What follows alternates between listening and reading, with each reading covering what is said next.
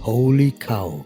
This repair of my car is going to be the most expensive Christmas present I've ever received. I actually slept surprisingly well inside that adventurous makeshift setup on shacks. And while the mechanics are at work on my car, I'm getting to know Ruben a little better. He shows me the interior conversion of his former Mercedes fire truck, and I learn some interesting things about foldable solar panels and diesel powered stoves. The new leaf springs are being prepared. In between their sweet treat, and during a walk in the park, I discovered two replica dinosaur skeletons. Today I had one of my favorite meals, spaghetti with tomato sauce. This Christmas Eve was unforgettable and very special. The partially refurbished leaf springs are ready. Sweeping is underway from the left and from the right as well. For amidst all the work, great importance is indeed placed on cleanliness and order here. It is time once again for a second breakfast for everyone, featuring camel butter, honey, and olive oil. And here too, great care is taken to ensure that everyone has enough to eat, whether employee or customer. Next, the welder arrives and begins his work.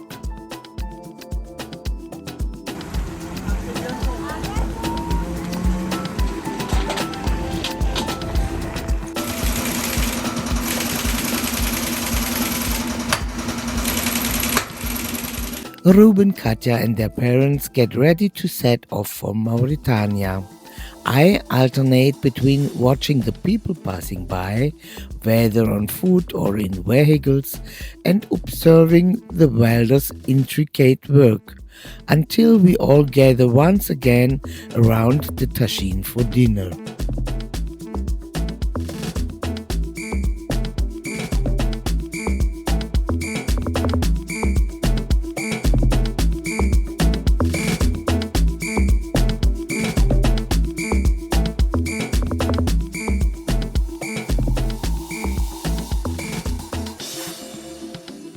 Around 7 p.m., the welder finishes up, but that doesn't mean the workday is over just yet.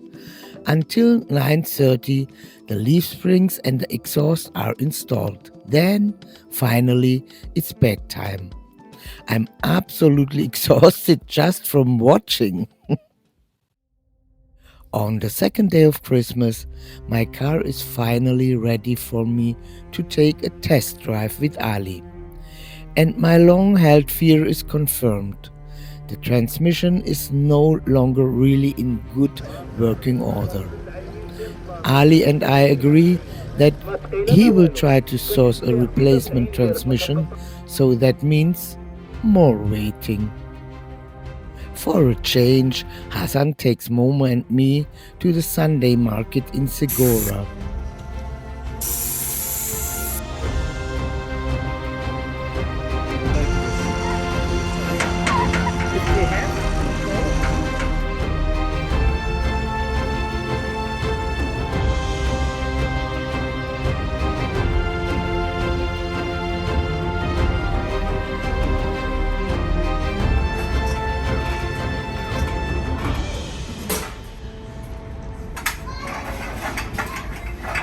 Meanwhile, the chassis of my car is being primed and painted. Shortly before 10 p.m., it's reunited with table and bed and is pushed onto Ruben and Katja's former parking spot. We spend the next day relaxing at the campsite. We have grilled chicken. The grill is a repurposed wheel rim and works really well.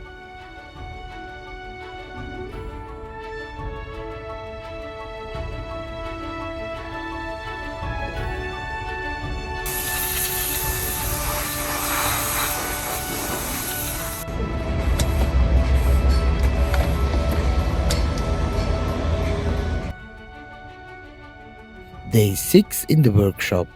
The transmission is delivered, installed, and after another test drive, given the seal of approval. In the evening, I drive back to the campsite with Hassan and Momo, my car and me beneath the palm trees, and we spend our last evening together around the campfire. Next morning, we drive back to the workshop once more. It's time to say goodbye. Momo gives me his metal tagine and his jalaba, the traditional garment made of dromedary and sheep's wool. I'm so deeply moved that I cannot find words. I spent this day in a very relaxed manner at this beautiful campsite. I met Felix and Christine from Berlin, who are working here in Morocco to development aid. And on the last day of the year, I did another load of laundry in the whirlpool machine. Since it was Friday, the campsite owner gave me some couscous. In many places in Germany, people eat fish on Fridays. Here, Friday is couscous day. I brought the evening to a close in a truly contemplative and beautiful way. Beneath the clear starry sky, in front of my small campfire. My first day of the new year begins beneath palm trees and sunshine. How wonderful! I had decided to travel to Tamegroute to visit the tomb of Sidi Hamed Ben Nasir, who is said to have possessed the gift of speaking with animals. Upon arriving, I was directed into the parking lot by Hassan, who, for €5, became my guide. He explained to me that many people come here seeking healing and that quite a few end up staying for months or even years.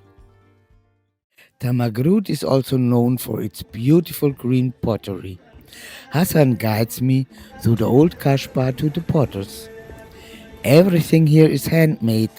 The kilns are fired using palm fronds, and black smoke drifts over the houses. In fact, there are 2 gas-fired kilns, a donation from German development aid. But these are too expensive to operate and do not get hot enough. Once again, a development project that completely missed the actual need.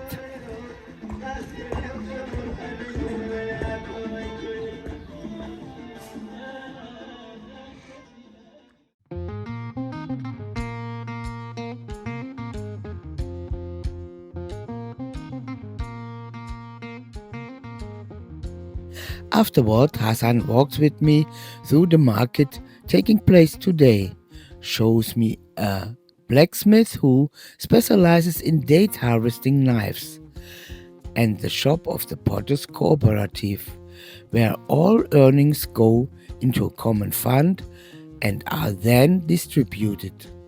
It's exquisite craftsmanship, adorned entirely with natural dyes and symbolic patterns.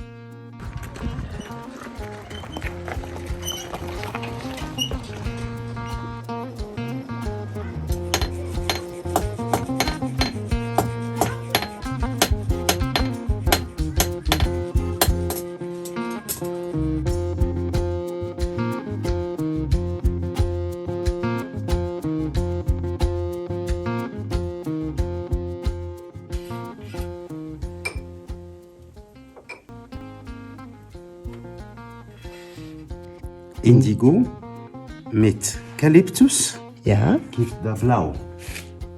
Das ist Granatap ja. mit Mimosa gibt der blauen Colors. Und das ist Sandun und das ist Sahara.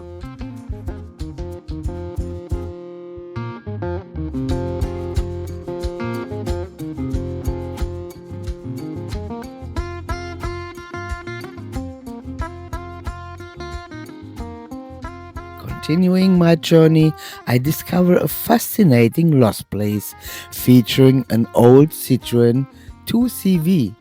Everything is in a dilapidated state, yet the seatbelt buckle remains intact. My campsite in the desert is near Mhamid. It gifts me with an incredible sunset followed by a starry sky. The Milky Way hangs directly above my car and me. I try my hand at photographing the stars, but it simply looks better in real life. In the next video, there's a truly special and unexpected moment through a telescope. A fascinating view of Morocco's clear, starry sky opens up. The journey then continues along the beautiful Dra Valley with its palm oasis and traditional valleys, all the way to Tamegroute, which for centuries served as a caravanserai, a defensive stronghold, and a residence. Afterward, we head to Ouarzazate, known as a filming location, where I visit the film museum. I would be delighted if you joined me again, and I'd like to say thank you for watching.